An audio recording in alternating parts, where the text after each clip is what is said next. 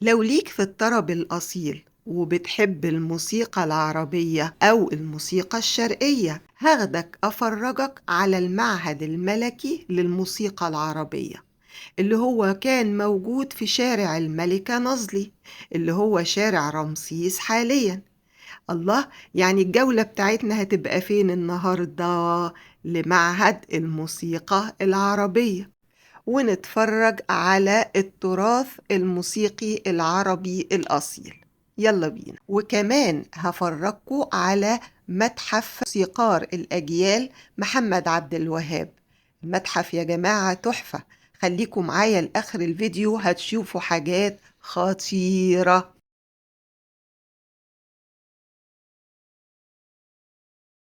معهد الموسيقى العربية الأثري هو معهد لتعليم الموسيقى العربية الكلاسيكية وحفظ التراث الموسيقي العربي. المعهد اتبنى سنة 1914 وافتتحه الملك فؤاد الأول، وصممه المهندس الإيطالي أرنستو فروشيه. وكان المعهد في بداياته اسمه المعهد الملكي للموسيقى العربية. في سنة 1914 أنشأ مصطفى بيك رضا أول نادي لعقد اجتماعات الموسيقى الشرقية. ومصطفى بيك رضا ده هو أول واحد تولى رئاسة معهد الموسيقى العربية. وتوالت الاجتماعات الخاصة بالموسيقى العربية في النادي لسنة 1921 لما منحت الحكومة المصرية لنادي الموسيقى الشرقية قطعة أرض من أملاكها كانت موجودة في شارع الملكة نظلي، اللي هو شارع رمسيس حاليا. بتبلغ مساحة الأرض دي حوالي 3200 متر بعقد إيجار لمدة 50 سنة، حوالي 30 ألف جنيه. وما كانش لدى النادي سوى المبلغ اللازم لوضع الأساس، لكن أعضاء النادي كانت نفوسهم مؤمنة بضرورة استمرار ما بدأوه، فأمدهم الملك فؤاد وشجعهم رجال الحكومة،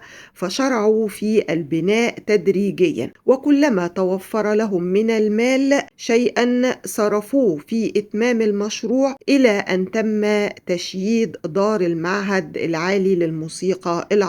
وفي يوم الخميس 26 ديسمبر سنة 1929 تم افتتاح المعهد، وتم تغيير اسمه من نادي الموسيقى الشرقي إلى معهد الموسيقى الشرقية. وحضر الحفل الملك فؤاد الأول والوزراء والأعيان وكبار موظفي الحكومة، ووقع جلالة الملك على وثيقة الافتتاح الرسمية إليه بالجنينة. وهو زي ما احنا شايفين المسرح اللي حضر فيه الملك فؤاد الأول حفل الافتتاح. وعلى فكرة اللي غنى في حفل الافتتاح كان عبد الوهاب. وده المكان اللي كانت بتقعد فيه الملكة نظلي، والكرسي بتاعها بتاع الجلوس، والمكان التاني كان مكان الملك فؤاد وبرضو الكرسي بتاعه اللي كان بيجلس عليه.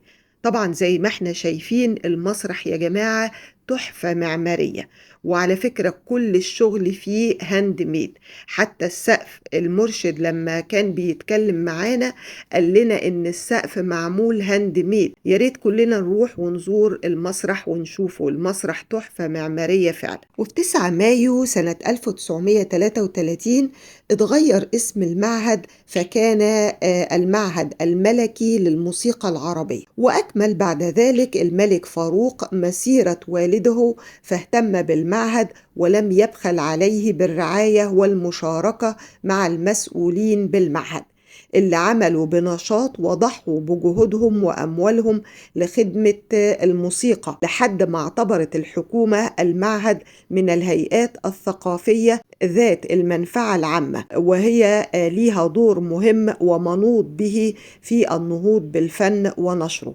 فكان لها دور كبير في محاربة الأغاني المبتذلة من خلال مكتب خاص لمراقبة الأغاني المعدة للنشر. وتعهد المعهد بالاهتمام بالأصوات الجديدة الجميلة وتثقيفها وتعليمها طبقا لخطة منظمة وبرنامج ثابت. واحنا كده بقى رايحين على متحف الموسيقار محمد عبد الوهاب. المتحف هيفرجنا على كل مقتنيات الموسيقار محمد عبد الوهاب ونبذة عن حياته.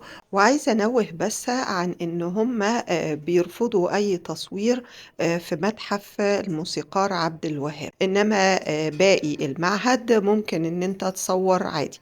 فعشان كده أنا أخدت صور فوتوغرافية للمتحف بس. وبيحتل اسم الموسيقار محمد عبد الوهاب حتى يومنا هذا مكانة الصدارة في الغناء والتلحين، وذلك بفضل جديته وإخلاصه لفنه وذكائه وفكره الموسيقي المتطور.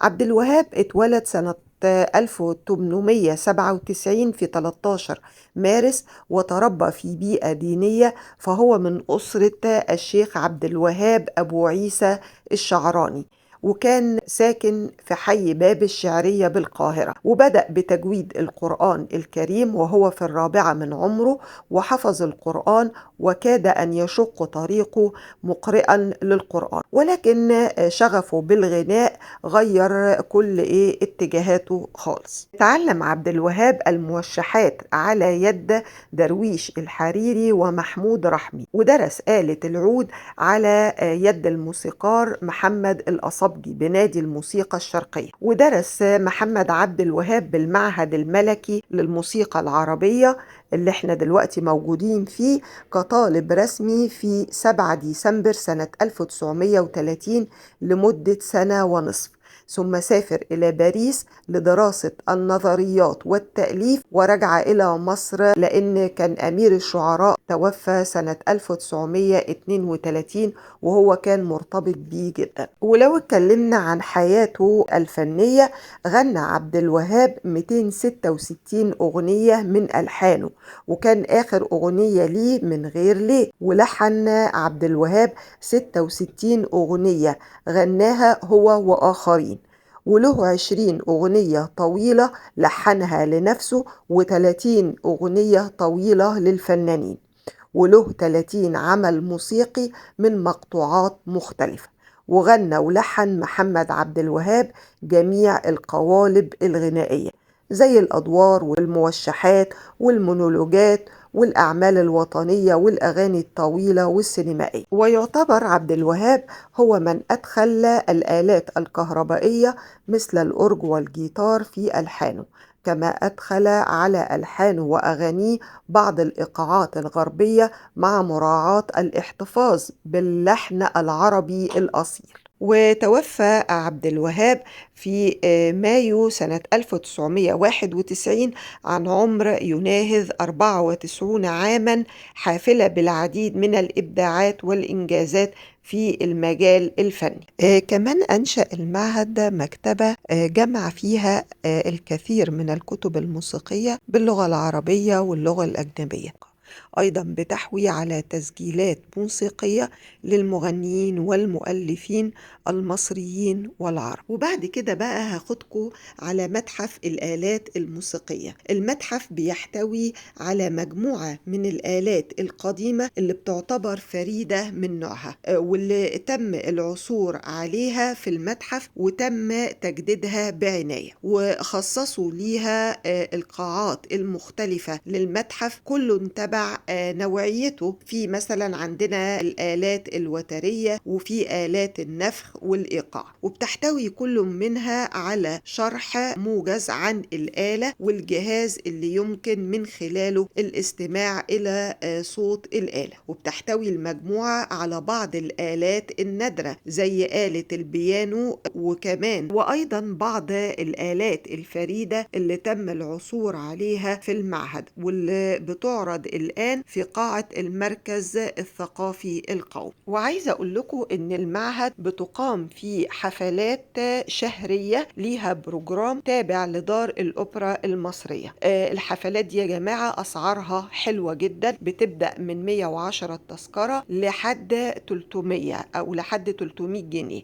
الحفلات دي بتكون لكبار الموسيقيين والسوليست، زي مثلا فرقة الموسيقى العربية للتراث، الخاص، حفلات أم كلثوم، حفلات لعبد الوهاب وغيرها من الحفلات الجميلة جدا. يا رب تكون جولتي عجبتكم في هذا المبنى العريق، وما تنسوش إن أسرار وحكايات وسط البلد معايا أنا مولي الحشاش. باي باي.